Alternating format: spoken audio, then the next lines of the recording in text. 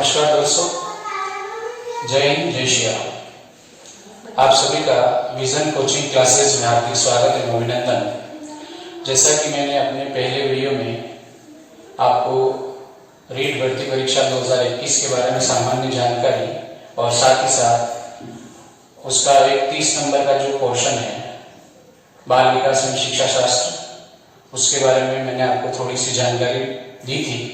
और आज से बाल विकास एवं शिक्षा शास्त्र की निरंतर क्लासें आपको मेरे इस YouTube चैनल पर मिलेगी। तो हम सबसे पहले इस विषय की शुरुआत उसके सिलेबस से करते हैं। सिलेबस को 5 यूनिट्स में डिवाइड किया गया है, किंतु उसमें छोटे मोटे टॉपिक मिलाकर कम से कम 50 से 60 टॉपिक बनते हैं, छोटे छोटे। तो सर्वप्रथम हमें हमारा जो लक्ष्य है रीट 2021, उस लक्ष्य के लिए हमें उद्देश्य बनाने होंगे। तो हमें हमारा जो सिलेबस है उसको छोटे छोटे उद्देश्यों में बांटना होगा। तो सर्वप्रथम आज जो यूनिट पहली है उस पहली यूनिट का हम विश्लेषण करेंगे और उसके विश्लेषण के पश्चात आगे के वीडियो में अपन निरंतर इसकी क्लासें पहली यूनिट से शुरू करेंगे। आज केवल पहली यूनिट का विश्लेषण अपन देखेंगे, हमें क्या चीजें पढ़नी है और क्या चीजें इसमें नहीं पढ़नी है, और मुख्य रूप से 3 बातों का हमें ध्यान रखना है।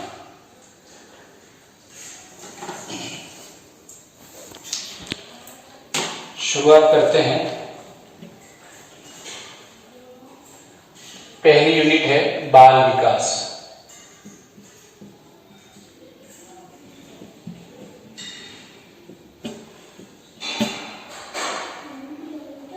बाल विकास सामान्य अर्थ बालक का विकास, अर्थात वह विद्या, वह शाखा या वह विषय जिसमें बालक के विकास का अध्ययन किया जाता हो। मनोविज्ञान की वह शाखा जिसमें बालक के विकास का अध्ययन किया जाता हो। चूंकि बालक के विकास से संबंधित है और जैसा कि हम जो पढ़ाने के लिए जा रहे हैं या अध्यापक बनने के लिए जा रहे हैं, तो मोस्टली वहाँ पे हमारे पास जो बच्चे आएंगे वो 6 या 7 वर्ष से लगाकर 18 वर्ष तक के बच्चे हमारे सामने आएंगे। तो इस सिलेबस में, रीट के सिलेबस में इस बाल विकास को उसी दृष्टिकोण के आधार पर इस सिलेबस में, इस अध्यापक भर्ती परीक्षा में इसे डाला गया है, बाल विकास एवं शिक्षा शास्त्र। क्योंकि हमारे पास जो बालक आएंगे वो 6 या 7 वर्ष से लगाकर 18 वर्ष तक के बालक आएंगे। तो वहां से लगाकर, यानी अपन देखेंगे एक बालक के जन्म से लगाकर 18 वर्ष तक में उसमें क्या क्या परिवर्तन होते हैं, वो परिवर्तन किस तरीके से होते हैं, उन परिवर्तन का बालक के व्यवहार पर क्या प्रभाव पड़ता है, उन्हीं चीजों का अध्ययन हम इस बाल विकास एवं शिक्षा शास्त्र में करेंगे। इसका अध्ययन करने का भी एक महत्वपूर्ण उद्देश्य एनसीटी का रहा है, इसको सिलेबस में शामिल करने का, कि हमारे पास जो बालक आ रहा है वो इस देश की भावी पीढ़ी है, हमें उसे एक अच्छी शिक्षा देनी है। क्योंकि हमारा भारत बहुत विशाल देश है, इसलिए यहाँ पे गरीबी का स्तर भी काफी ज्यादा है। और हमारे पास जो बच्चे आएंगे राजकीय विद्यालय में पढ़ने के लिए, वो मध्यम वर्ग या बिल्कुल न्यून वर्ग या बिल्कुल कम आय वाले परिवार से आएंगे। तो उस समय हमें उन बच्चों की पारिवारिक स्थिति, उनके मानसिक स्तर को, उनके रहन सहन को, उन सब चीजों को समझना है। और बच्चे की मानसिक स्थिति, बच्चे का पूरा जो डेवलपमेंट है या उसके परिवार की जो स्थिति है, उसकी जो पृष्ठभूमि है, उसको समझने के लिए ही हमें बाल विकास का अध्ययन करना बहुत जरूरी है। तो पहला जो इसमें दे रखा है बाल विकास में वृद्धि एवं विकास की संकल्पना।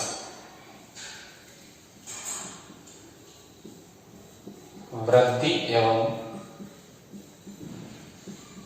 विकास की संकल्पना।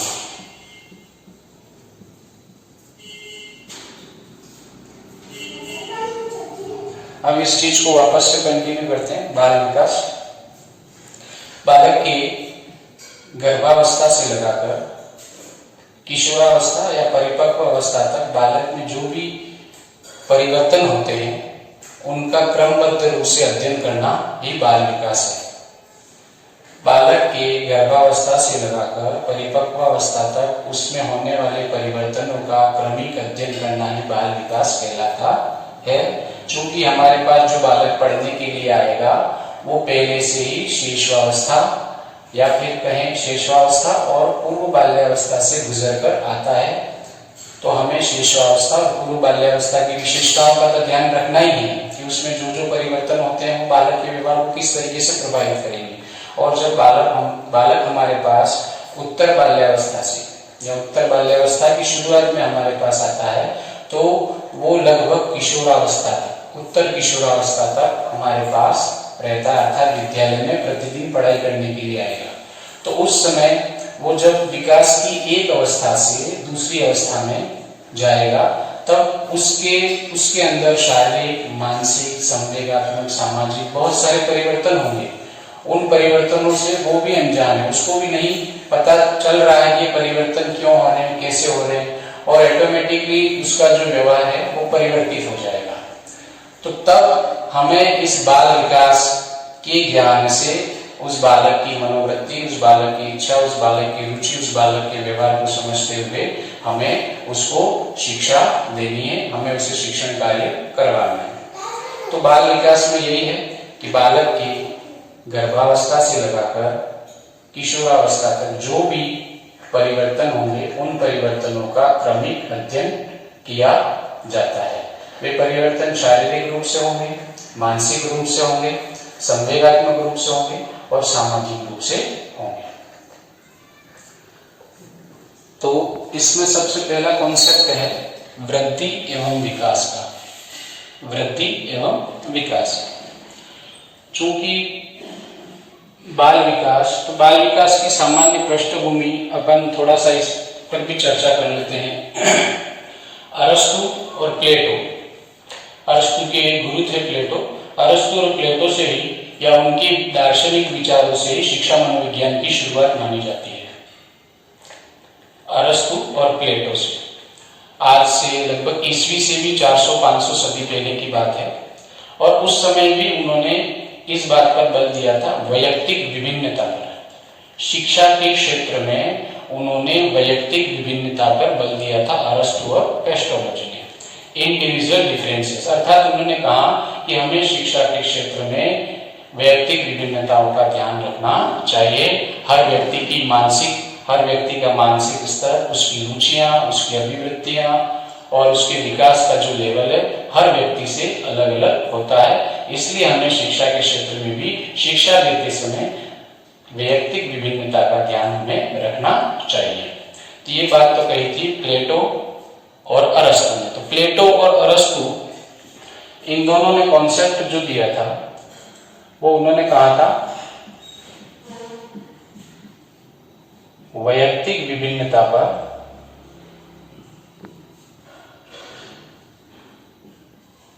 बल दिया इन्होंने शिक्षा के क्षेत्र में।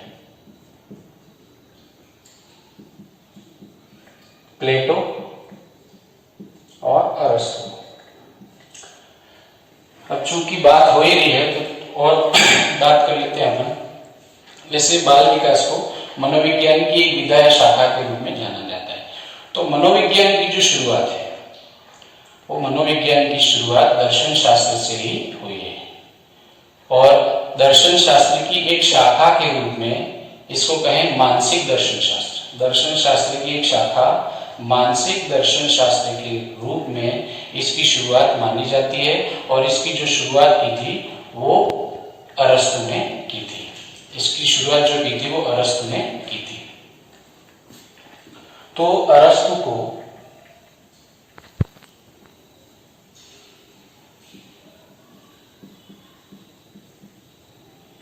मनोविज्ञान का जनक, फादर ऑफ साइकोलॉजी, एरिस्टोटल अरस्तु।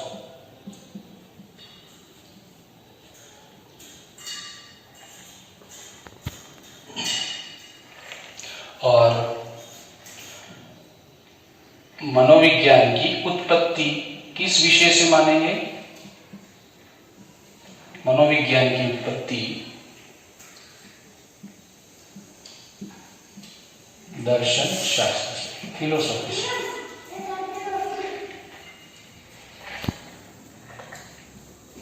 दर्शन शास्त्र से। इसके बाद लगभग 16वीं शताब्दी के बाद एक और दार्शनिक या विद्वान आते हैं, जॉन लॉक।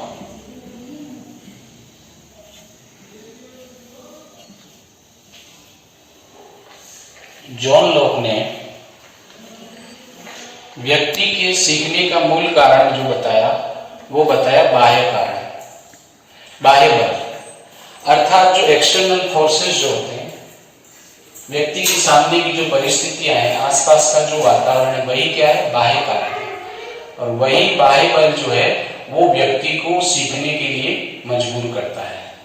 तो व्यक्ति के सीखने का क्या कारण बताया था इन्होंने, बाह्य कारण बताए थे। बाह्य कारण जो होते हैं, एक्सटर्नल फोर्सेस जो होती हैं, वो व्यक्ति को सिखाती है। दूसरी बात इन्होंने बताई थी कि एक व्यक्ति का जो मस्तिष्क होता है, जब वो जन्म लेता है बालक, तो उसका जो मस्तिष्क है वो कोरे कागज के समान होता है। और उसके बाद जब वो बालक बड़ा होता है, धीरे धीरे अपने परिवार के आसपास रहता है, परिवार में रहता है, और फिर धीरे धीरे परिवार से बाहर फिर विद्यालय की तरफ जाता है और सब लोगों से आपस में संपर्क में आता है। उसका शारीरिक विकास होता है, भाषाई विकास होता है, मानसिक विकास होता जाता है, संवेगात्मक विकास होता जाता है। और धीरे धीरे वो उसका जो मस्तिष्क या मन जो कोरी स्लेट था, कोरा कागज था, उस पर वो अपने अनुभवों से लिखता जाता है। इसलिए जॉन लॉक ने भी सीखने में अनुभवों को सर्वाधिक मददगार माना है। अर्थात व्यक्ति के पास जितने किसी वस्तु को सीखने के लिए जितने अनुभव होंगे, वो उसको और बेहतर तरीके से वो सीख सकता है। तो जॉन लॉक का एक कोटेशन आप याद रख सकते हैं,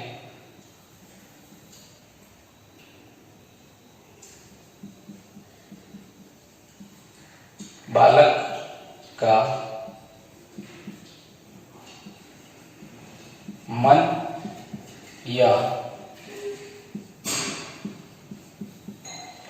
मस्तिष्क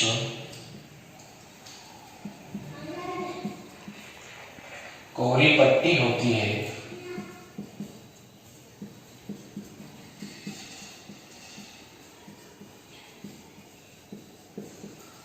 जिस पर वह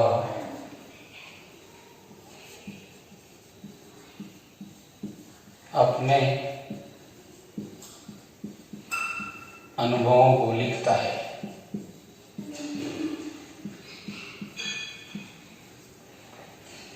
जॉन लॉक। और इसीलिए इन्होंने अनुभवों पर ज्यादा बल दिया था। अनुभव ही बालक को सिखाते हैं या व्यक्ति को सिखाते हैं। तो अनुभववाद का जनक, अनुभववाद का जनक भी जॉन लॉक को कहा जाता है।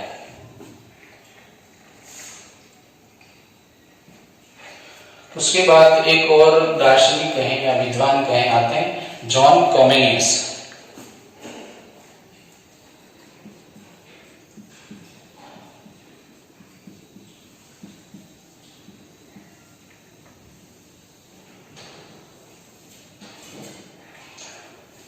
जॉन कॉमेनियस ने भी शिक्षा के क्षेत्र में इन्होंने काफी परिवर्तन लाए हैं।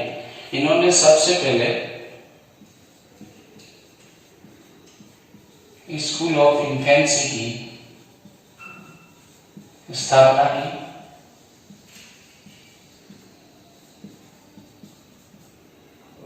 इन्होंने बालकों की शिक्षा पर बल दिया था। इन्होंने स्कूल ऑफ इन्फेंसी की स्थापना की। साथ ही साथ इन्होंने बताया कि बालकों को हम विभिन्न प्रकार के चित्रों के माध्यम से हम बालकों को अच्छी तरीके से शिक्षा दे सकते हैं। इसलिए इन्होंने छोटे छोटे बालकों के लिए जो पुस्तकें लिखी थी वो भी चित्रों पर आधारित थी। John Comenius, school of infancy. साथ ही साथ इन्होंने बताया कि बालक के सीखने की जो क्षमता है, उम्र में अंतर का उस पर प्रभाव पड़ता है। अर्थात किसी भी बालक के सीखने में या सीखने की क्षमता पर उसकी उम्र का प्रभाव पड़ेगा। बालक जैसे जैसे कोई उम्र में बड़ा बालक है तो स्वाभाविक है उसके पास किसी वस्तु को सीखने के अनुभव ज्यादा होंगे, तो निश्चित रूप से वो जल्दी सीखेगा अनुभवों के आधार पर। तो उन्होंने जो बताया था वो कहा था कि सीखने की क्षमता पर उम्र का प्रभाव पड़ता है। ये जॉन कॉमिनियस ने बताया था। उसके बाद एक और अपन जैसे देखें तो रूसो ने भी शिक्षा के क्षेत्र में काफी, इन्होंने भी बहुत सारी बातें बताई हैं शिक्षा में नवाचार के लिए या शिक्षा को और आधुनिक बनाने के लिए।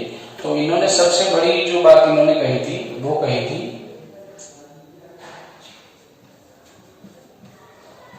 शिक्षा में वैयक्तिक या शिक्षा वैयक्तिक रुझान के आधार पर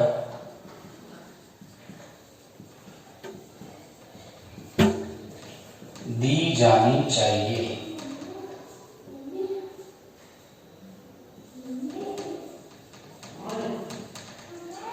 वैयक्तिक रुझान अर्थात बालक को उसके मानसिक स्तर, उसकी रुचियों, उसकी आदतों, उसकी अभिवृत्तियों को ध्यान में रखते हुए शिक्षा देनी चाहिए। हर व्यक्ति की कोई अलग आदत, कोई अलग रुचि, कोई अलग अभिवृत्ति होती है, इसलिए वैयक्तिक रुझान, इन्होंने क्या कहा था, वैयक्तिक रुझान के आधार पर इन्होंने कहा कि व्यक्तिक रुझान के आधार पर शिक्षा दी जानी चाहिए। साथ ही साथ शिक्षा के क्षेत्र में एक और बात इन्होंने कही थी,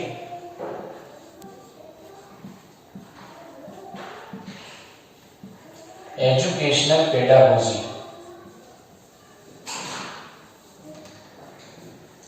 शैक्षिक अध्यापन।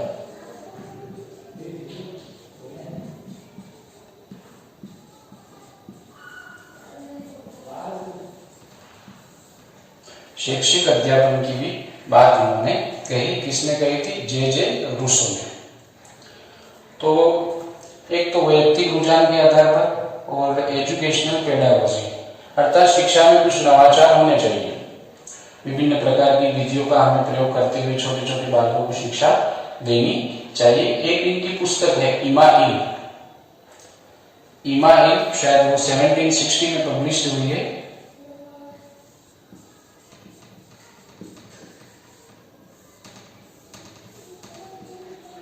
ये पुस्तक का नाम है। इसमें उन्होंने कहा है, इन्होंने भी अनुभव पर बहुत ही ज्यादा जोर दिया। इन्होंने कहा कि एक व्यक्ति या एक बालक, उसको किसी वस्तु या किसी विषय के बारे में जितने ज्यादा अनुभव होंगे वो उतना ज्यादा सीखेगा।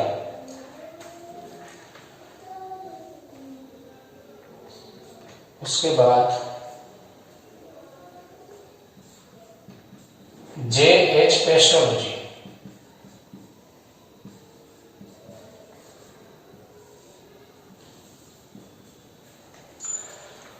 J.H. पेस्टोलॉजी ने रूसो को फॉलो किया था।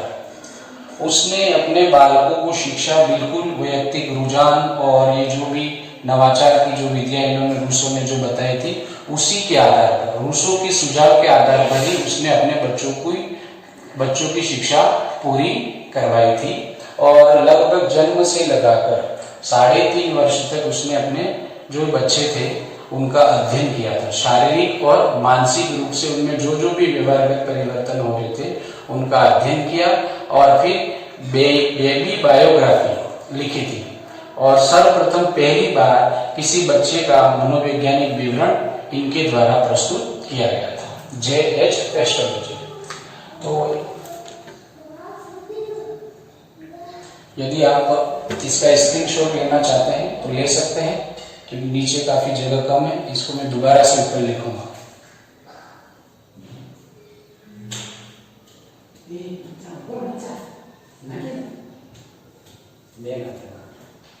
ठीक है दोस्तों।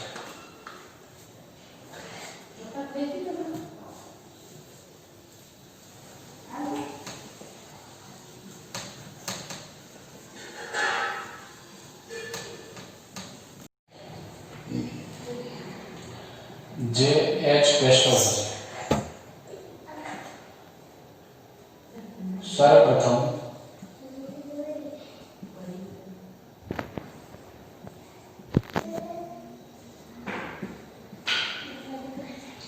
बच्चों के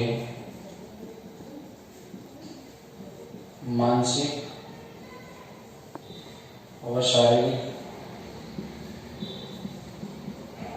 परिवर्तनों का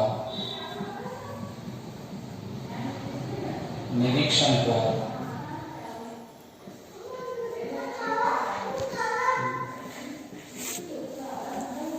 बेबी बायोग्राफी के आधार पर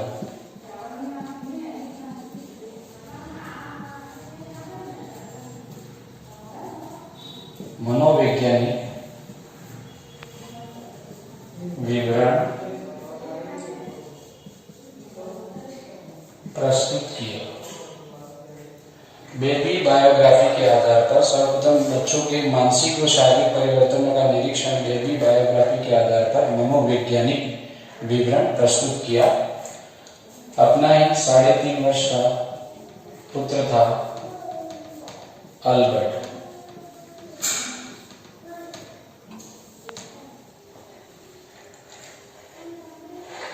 उसके बाद एक जर्मन के चिकित्सक थे टाइडमैन। 1787 जर्मन के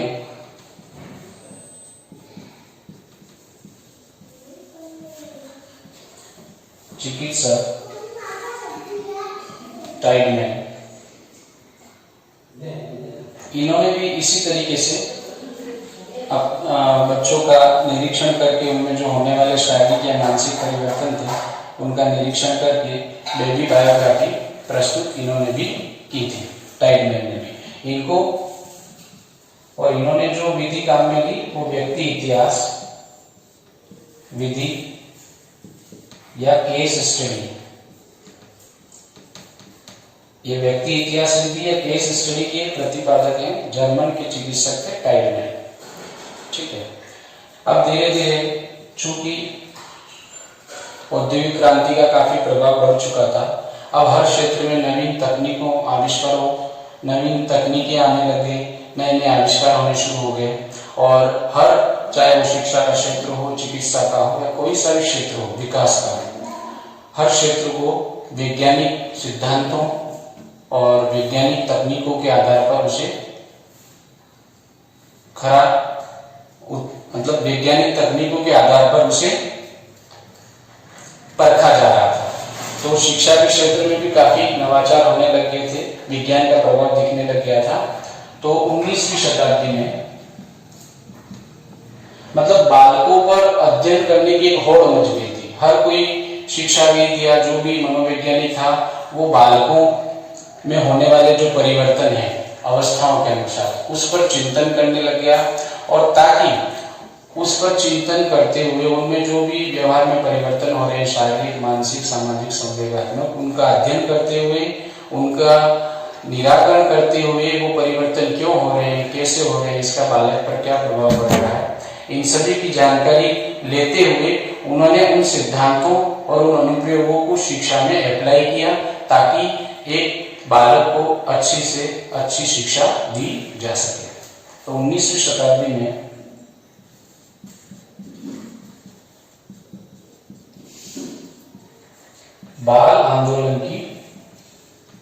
बाल अध्ययन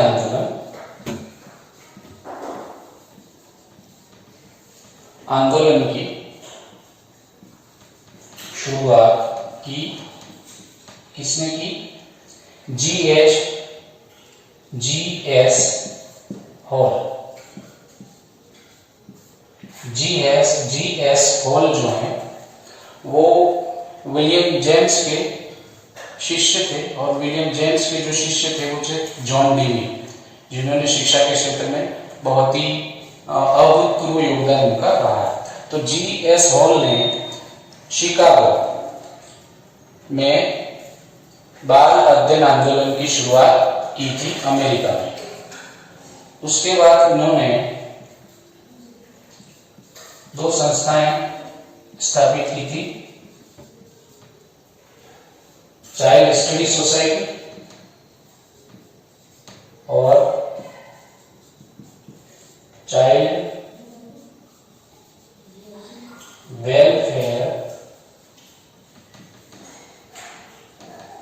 ऑर्गेनाइजेशन।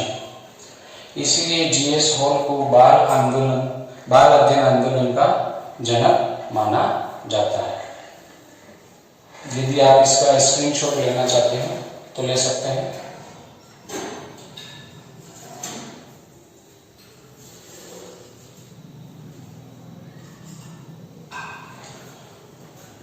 चलिए अब आगे देखते हैं।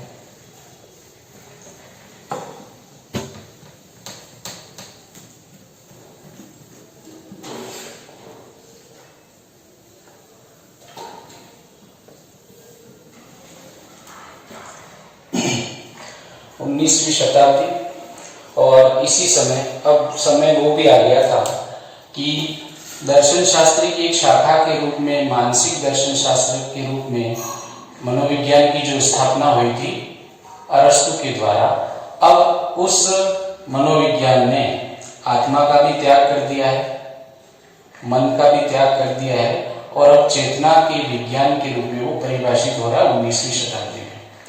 अब और मनोविज्ञान आत्मा का विज्ञान है ऐसा अस्वीकार इसलिए किया गया क्योंकि आत्मा का कोई भौतिक स्वरूप नहीं होता है। आत्मा को न तो हम देख सकते हैं न उसका अवलोकन कर सकते हैं, इसलिए आत्मा के अस्तित्व को अस्वीकार कर दिया गया। वैसा कि वैसा मन और मस्तिष्क के साथ भी था कि मन और मस्तिष्क भी आत्मा की तरह ही हैं, जिनको हम महसूस नहीं कर सकते, केवल महसूस कर सकते, न तो उनको देख सकते हैं और न ही उनको सुन सकते हैं, न उनको स्पर्श कर सकते हैं। तो इसलिए मन और मस्तिष्क को भी त्याग दिया गया था। अब चूंकि अब यह कहा जाने लगा कि जो मनोविज्ञान है वो मन, आत्मा और मन का विज्ञान नहीं होकर के चेतना का विज्ञान होना चाहिए। चेतना अर्थात सचेतन अनुभव, एक प्रेजेंट में हम जो भी अनुभव कर रहे हैं वही क्या है, मनोविज्ञान की विषय वस्तु वही होनी चाहिए। तो इस सिद्धांत को लेके आए थे, चेतना का सिद्धांत। ये चेतना का सिद्धांत दिया गया था, it is given by William Wundt.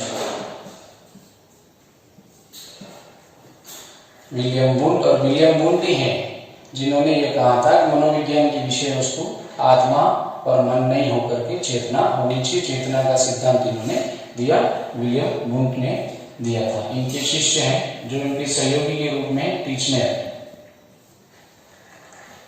तो विलियम वुंट ने चेतना का सिद्धांत दिया और विलियम वुंट ने 1879 लिप्जिग शहर में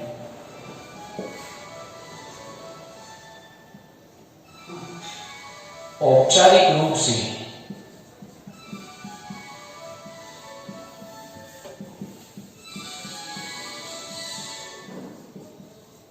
आधुनिक मनोविज्ञान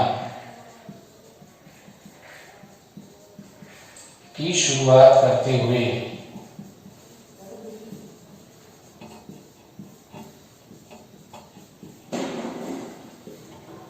मनोविज्ञान की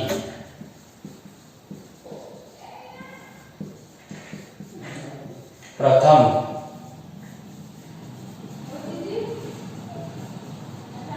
प्रायोगिक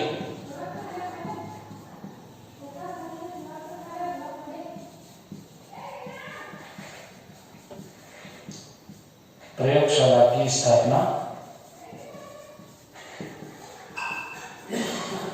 की। विलियम वुंट ने 1879 में लिप्जिग शहर में औपचारिक रूप से आधुनिक मनोविज्ञान की शुरुआत करते हुए मनोविज्ञान की प्रथम प्रायोगिक प्रयोगशाला की स्थापना की। इसीलिए आधुनिक मनोविज्ञान के जनक विलियम वुंट ही होंगे। मेरे एक मित्र के समान ही है, कॉमिक जो अभी रीड की तैयारी कर रहे हैं, उनके द्वारा भी मुझसे प्रश्न पूछा गया था कि सर आधुनिक मनोविज्ञान का जनक हम किसे माने। तो मेरे सामने भी दो ऑप्शन थे, तब विलियम वुंट और विलियम जेम्स। तो विलियम वुंट जो है उन्हीं को आधुनिक मनोविज्ञान का जनक माना जाएगा। एनसीईआरटी की बुक्स में लिखा हुआ है, साफ साफ क्लियर है। और विलियम जेम्स जो हैं वो इन्हीं के संप्रदाय से हैं, उन्होंने भी मनोविज्ञान का जो विषय था वो चेतना को ही माना था। किंतु विलियम जेम्स ने 1890 में प्रिंसिपल ऑफ साइकोलॉजी की स्थापना की। मनोविज्ञान का जनक कहा जाता है विलियम जेम्स को, और आधुनिक मनोविज्ञान का जनक विलियम वुंड को कहा जाएगा। 1879 लिप्जिंग शहर में औपचारिक रूप से मनोविज्ञान की प्रथम प्रयोगशाला की स्थापना की। चेतना का सिद्धांत इन्होंने दिया। इन्होंने जो मानसिक प्रक्रियाएं हैं, मानसिक क्रियाएं हैं, उनके अध्ययन पर इन्होंने बल दिया था। फिर आते हैं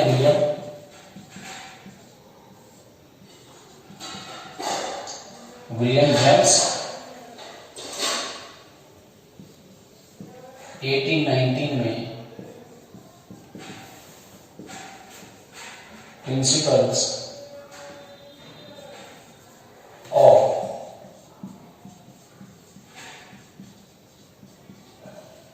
साइकोलॉजी पुस्तक लिखी।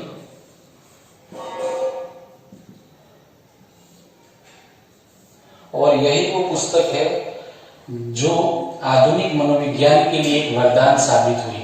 साथ ही साथ मनोविज्ञान को दार्शनिक या दर्शन शास्त्र के शिकंजे से निकालने का काम जो किया था वो विलियम जेम्स ने किया था। अर्थात मनोविज्ञान पर दर्शन शास्त्र रूपी जो पर्दा पड़ा हुआ था, उस पर्दे को उठाने का जो काम किया था वो विलियम जेम्स ने किया था। और उनकी ये जो पुस्तक प्रिंसिपल्स ऑफ साइकोलॉजी जो लिखी गई, उसकी यह जो पुस्तक थी वो मनोविज्ञान के लिए वरदान साबित हुई।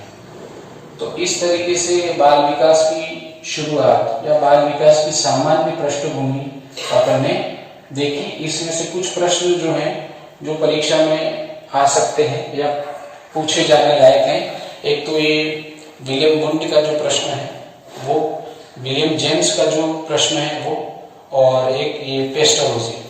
विशेष रूप से आप ये तीन बातें ध्यान रखें। और जीएस हॉल का जो बाल अध्ययन आंदोलन की शुरुआत किसके द्वारा की गई, तो बाल अध्ययन आंदोलन की शुरुआत जीएस हॉल के द्वारा शिकागो में की गई। उसके बाद पहला बाल सुधार गृह 1987 में न्यूयॉर्क में स्थापित किया गया। इसको आप नोट करना चाहें कर लें। पहला बाल सुधार गृह 1987 में न्यूयॉर्क में स्थापित किया गया। और भारत में मनोविज्ञान की जो शुरुआत हुई थी वो 1915 में हुई थी। कलकत्ता विश्वविद्यालय में मनोविज्ञान को एक पाठ्यक्रम के रूप में शुरुआत दी गई थी 1915 में। और 1916 में मनोविज्ञान विभाग की स्थापना या मनोविज्ञान की प्रयोगशाला की शुरुआत हुई। और 1930 से उस विश्वविद्यालय में बाल विकास की शुरुआत मानी जाती है। 1915 मनोविज्ञान की शुरुआत कलकत्ता विश्वविद्यालय, और 1930 कलकत्ता विश्वविद्यालय बाल विकास की शुरुआत। तो ये जो बाल विकास से संबंधित कुछ इसकी पृष्ठभूमि में जो प्रश्न छिपे हुए थे या जो सामान्य जानकारी, हमें एक विषय को पढ़ने से पहले सामान्य जानकारी होनी चाहिए, चाहे वहां से कोई प्रश्न पूछे या नहीं पूछे। यदि उसकी सामान्य जानकारी हमें होगी तो निश्चित रूप से वो विषय हमें सपोर्ट करेगा और हमें संतुष्टि भी प्राप्त होगी कि नहीं, हम इस विषय के बारे में सामान्य जानकारी जानते हैं, इसकी उत्पत्ति कहाँ से हुई, इसका विकास किस तरीके से हुआ। तो बाल विकास इसमें एक बार में रिवीजन कर लेते हैं अपन। जैसे मनोविज्ञान का जनक अरस्तु को माना जाता है। मनोविज्ञान का जनक अरस्तु। मनोविज्ञान की उत्पत्ति दर्शन शास्त्र से। जॉन लॉक ने ब्रिटिश मनोविज्ञान की नींव रखी थी। जॉन लॉक, इन्हें अनुभववाद का जनक माना जाता है। और जॉन लॉक ने बालक के जो शिशु होता है, जो बालक होता है, उसके मस्तिष्क को या मन को कोरा कागज, कोरी पट्टी कहा है, जिसे टेबुला रासा, क्या कहा था, टेबुला रासा। यानी बालक का जो मस्तिष्क है वो क्या है, टेबुला रासा है। ये शब्द आप ध्यान रखें। और रूसो ने भी काफी योगदान दिया है और रूसो का ही अनुकरण करते हुए जेएच पेस्टोलॉजी ने सर्वप्रथम बालक का अपने ही बालक का शारीरिक और मानसिक विकास का निरीक्षण करते हुए मनोवैज्ञानिक विवरण प्रस्तुत किया था बेबी बायोग्राफी के आधार पर जेएच पेस्टोलॉजी के द्वारा।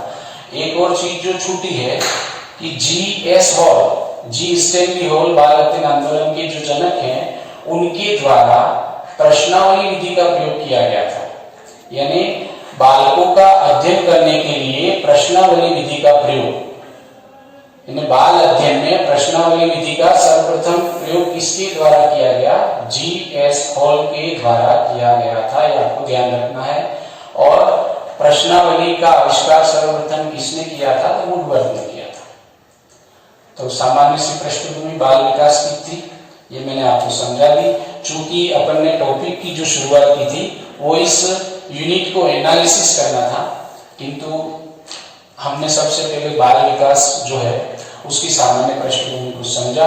यदि आपको मेरा ये वीडियो अच्छा लगे तो मेरे इस चैनल को सब्सक्राइब जरूर करें, लाइक और कमेंट्स करें। और शुभ रात्रि, जय हिंद, जय श्री राम।